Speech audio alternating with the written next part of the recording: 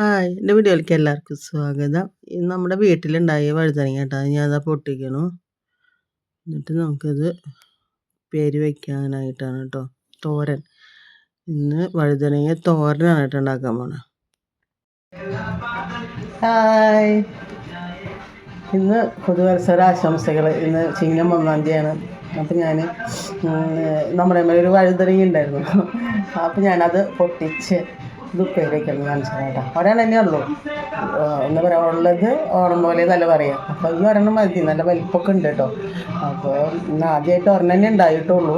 അത് ഞാൻ പൊട്ടിച്ചു. ഇന്ന് ഉപ്പേരി വയ്ക്കാൻ പോവുകയാണ്. അപ്പം നിങ്ങൾക്കൊന്ന് കാണിച്ചു തരാമെന്ന് വിചാരിച്ചു. അപ്പോൾ അത് അരിഞ്ഞിട്ട് വരാം കേട്ടോ. നമുക്ക് അതിനെ നന്നായി നൈസാക്കി നമുക്ക് അരിയണം. എത്ര ചെറുതാക്കിയിട്ട് നമുക്ക് നുറുക്കാൻ പറ്റും അത്ര ചെറുതാക്കിയിട്ട് നമുക്ക് നുറുക്കാം കേട്ടോ. അതിനെ നൈസാക്കി അരിയുക.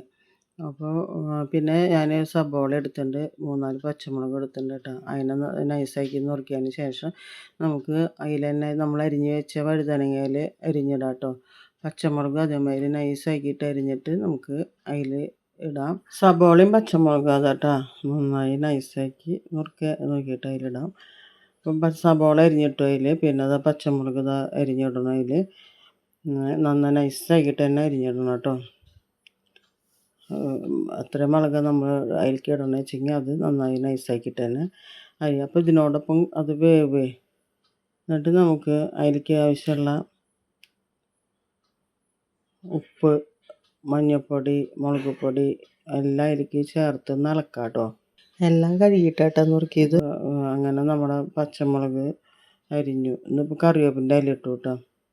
അത് കഴിഞ്ഞതാ മഞ്ഞൾപ്പൊടി ഇടണു.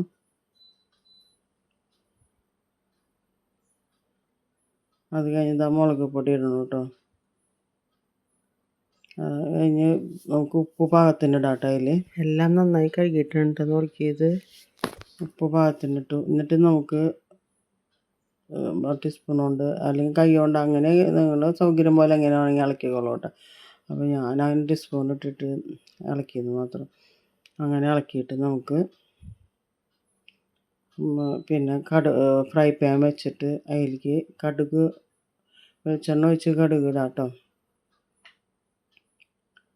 ഇട്ടതിന് ശേഷം നമുക്ക് ഇതിലെല്ലാം ഇട്ടുണ്ടല്ലോ, കറിവേപ്പിൻ്റെ ഇല, ഉപ്പ്, മുളകും പൊടി, മഞ്ഞൾപ്പൊടി, പച്ചമുളക്, സബോള എല്ലാം ഇട്ടുണ്ടല്ലോ. അപ്പോൾ നമുക്ക് ഇനി അതങ്ങനെ കടുക് പൊട്ടിയാൽ നമുക്ക് അതിലേക്ക് ഇട്ട് കൊടുക്കുക വേണ്ട കേട്ടോ. നമ്മുടെ വഴുതനങ്ങ ഉപ്പേരി തോരനാണല്ലോ. അപ്പോൾ നമുക്ക് അതിൽ ഇടാം. വേണമെങ്കിൽ ഉണക്കമുളകൊക്കെ ഇടാം കേട്ടോ. ഞാൻ അതൊന്നും ഇട്ടില്ലേ.